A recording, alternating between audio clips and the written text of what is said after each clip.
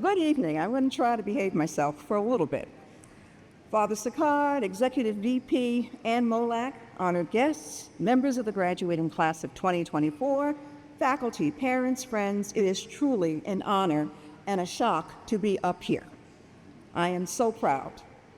And my goal is to accomplish three things: to congratulate you for your diligence, to pass on a few recommendations, and to challenge you for the future.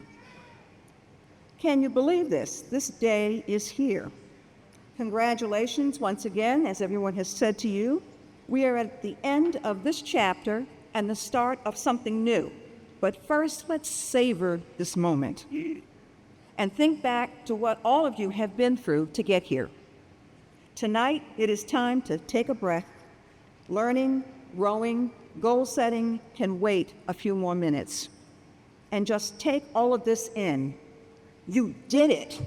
You did it. You did it. You have done it. You've done it.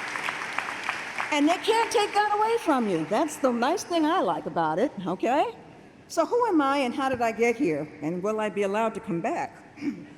I am what is lovingly referred to as a Navy brat. My family was stationed in Newport, Rhode Island back in 1956, and we never left. So to many of you, Newport is known as the city by the sea for tourism. It was also a large military base, and the Naval War College has been there since the 1800s. So in Newport, the majority of my male teachers and coaches and guidance counselor were Providence College graduates. So when PC went co-ed in 1971, let's just say I was strongly coached by many to come to Providence College. And I am very proud that I am a member of the graduating class of 1975, along with our Executive Vice President, Ann Manchester Molak. My first 2 years as a chemistry major and then switched to experimental psychology.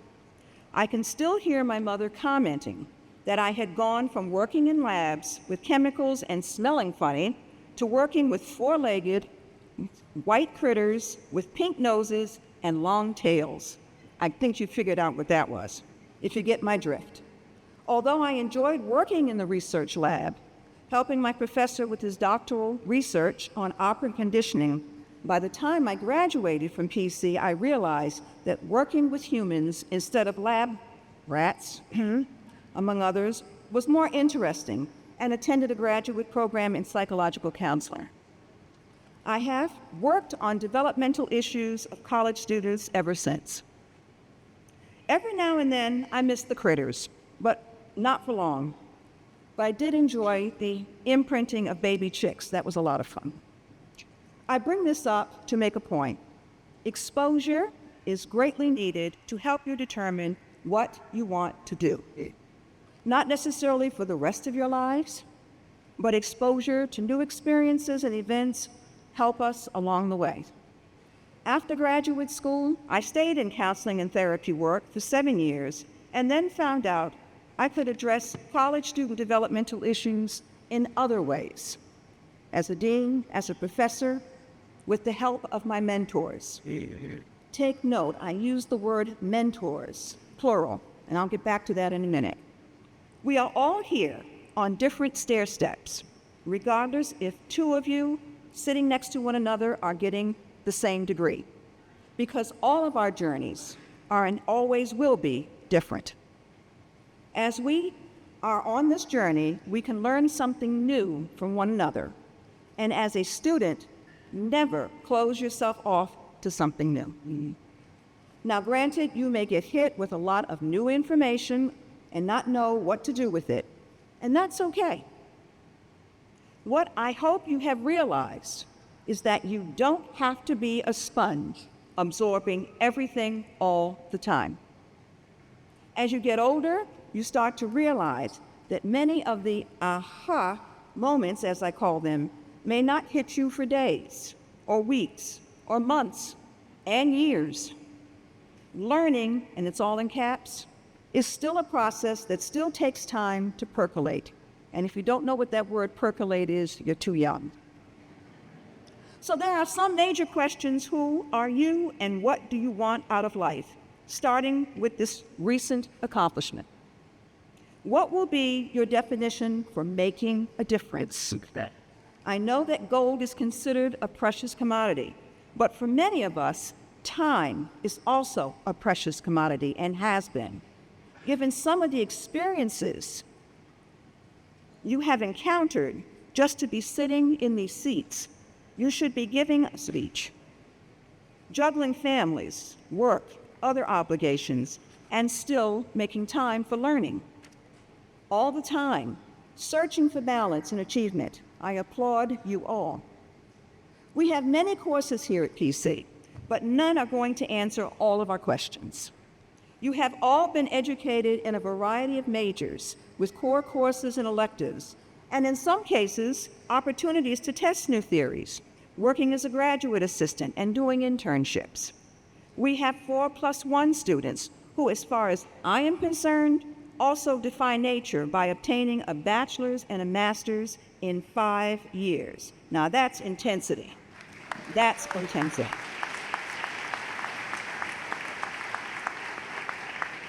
So a few recommendations to pass on. First of all, the 3-letter word try. Otherwise, you won't know if you can, another 3 letters. As an educator, I have to say, we want you to leave your comfort zone. It's the only way you will grow as an individual, and everyone does that differently. Whether you take another course or not, goal setting has and should always be a key factor in your lives. Whether you received all A's, you can still fail Human Being 101.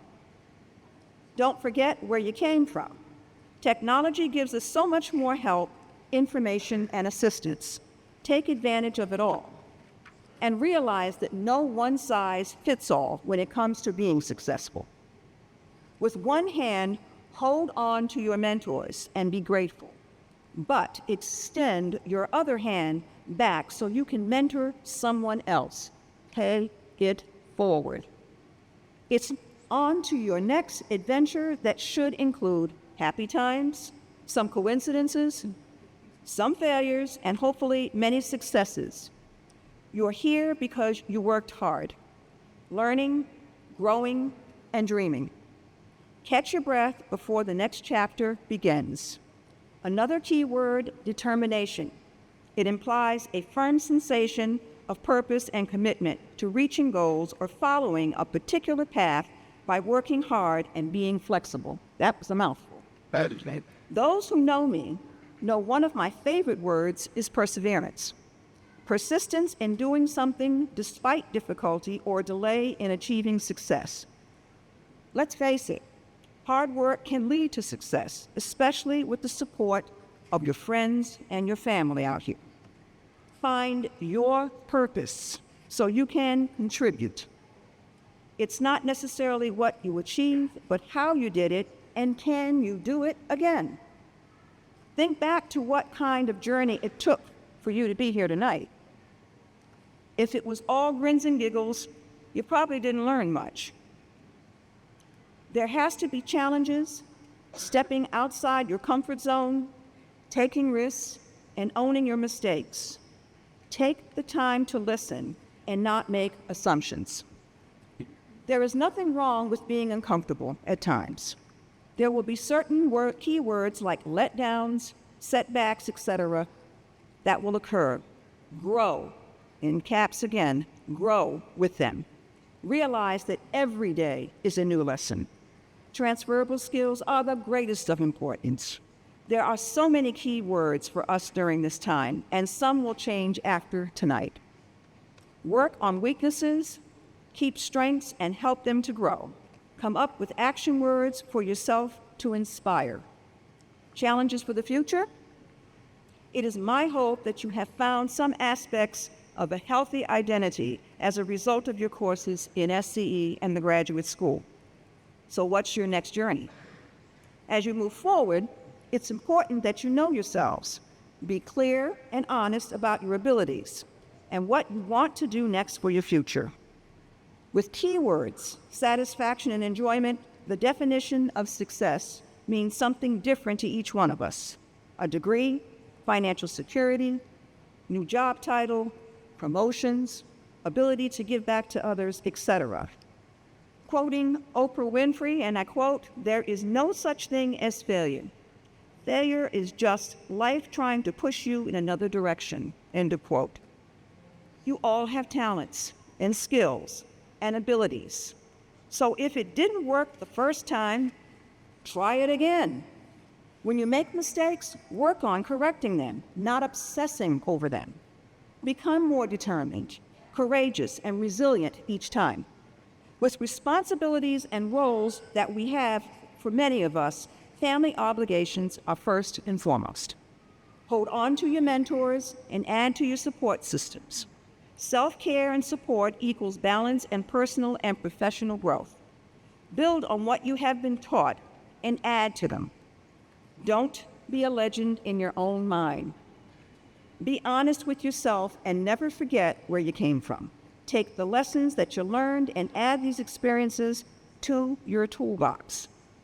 Now, many of us in this room are more accustomed to receiving everything electronically. Tonight should also be one of those times where you truly appreciate paper. I am talking about your diplomas.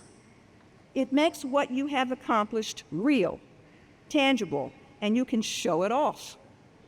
It's making a statement of accomplishment. So get those frames ready and put them on display on somebody's wall. Once again, I say you earned this accolade. Now, with all the juggling that you've done to make this successful episode happen in your lives, once again, what's next? Words like excitement, challenges, obstacles. Is there a routine you'll go back to now that this chapter in your lives is finished? What's your biggest goal right now? A lot of questions. And what makes this more interesting is that people of my generation are living longer and working longer. As a result, the work environment is affected by many different expectations. There are a variety of working and learning styles for various generations. The processing of information in the workplace by such diverse generations is why I am such a hard pusher for having mentors for work cultures, diversity, and flexibility. We have Gens, millennials, zillennials, Gen X, baby boomers, thank you very much, and even some silent generation members. A lot of them are active board members and owners of some of the companies we're talking about. Finding a balance is most important. As if you haven't had enough homework, I make this recommendation. If you are not aware of these multi-generational issues, depending upon your major, you may want to look at some of the research done by Claire Rains. You're going to learn a lot. Success is usually possible because of the help of others. There is a lot of work and sacrifice to be in these chairs. After gaining all this knowledge, it can be hard for some of you to decompress and switch gears. But some of you will need to, and that's okay. Gaining new knowledge and skills, we know, isn't easy. You all found a way to balance and redefine your titles. For that, I applaud your stupendous work. Keep your PC connections. You never know when you might need some new wisdom. It may have been redundant this weekend. I may have been redundant, I'm sorry, with this speech because of the week, but some things are worth repeating. We are proud of you. We have faith in you. Go do great things.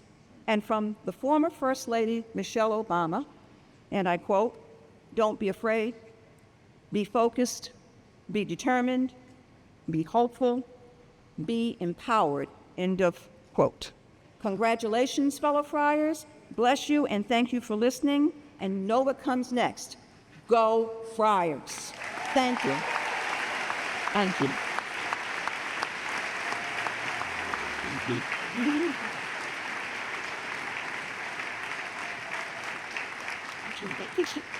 you.